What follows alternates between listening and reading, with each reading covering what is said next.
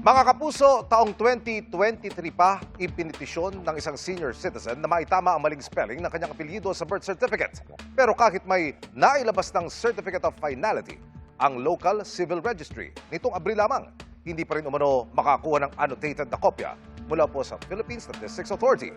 Pinaaksyonan niya ng inyong Kapuso Action Man.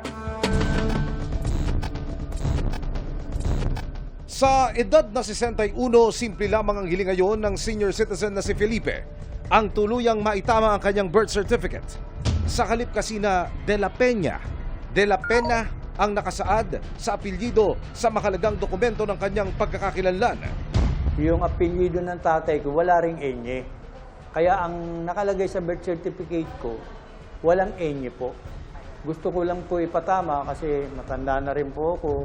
Ay naayos ko nga ito kasi yung hindi naayos ng mga magulang ko ito, nakamatayan na eh.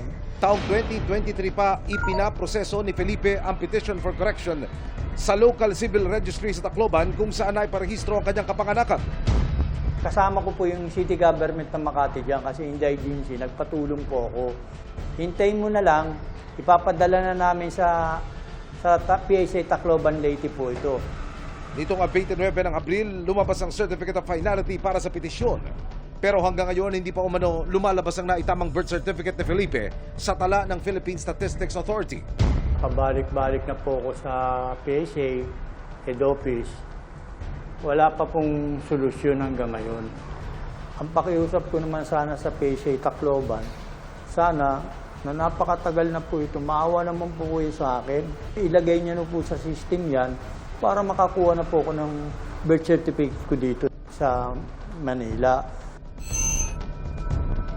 Dumulog ang inyong Kapuso Action Man sa Philippine Statistics Authority o PSA.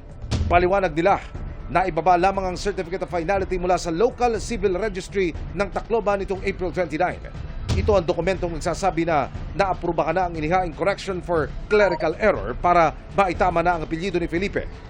Matapos nito, daraan pa sa proseso ng updating ang pagtatama sa correction sa kopya ng birth certificate. Nitong July 9, tuluyang naaprubahan ang correction sa system ng PSA at nakuha na rin ni Felipe ang naitama niyang birth certificate. Napakatagal kong hinintay sa PSA. Natulungan niyo po ako. Mission accomplished tayo mga kapuso. Para po sa inyong mga sumbong, pwedeng mag-message sa Kapuso Action Man Facebook page o magtungo sa GMA Action Center sa GMA Network Drive, corner Samar Avenue, Diliman, Quezon City. Dahil sa namang reklamo, pang-abuso o katiwalian, tiyak, may katapat na aksyon sa inyong Kapuso Action Man.